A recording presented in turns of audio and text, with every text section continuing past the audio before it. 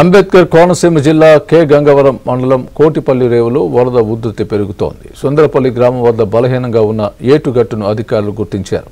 దీంతో సుమారు 2000 ఇసుక బస్తాలతో ఏటుగట్టును సుభాష్ సేవా సమితి సభ్యులు కూలీలు పటిష్టపరిచారు.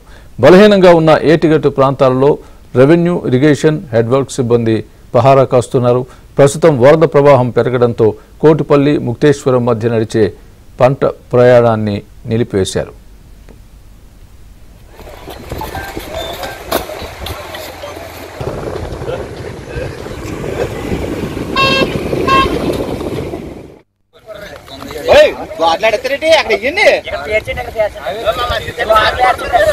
సుభాష్ సేవా సమితి సభ్యులు కూలీలు పటిష్టపరిచారు.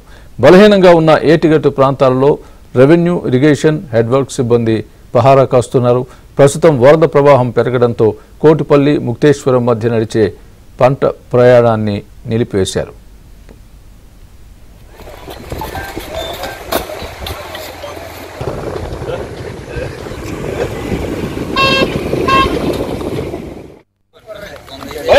అక్కడ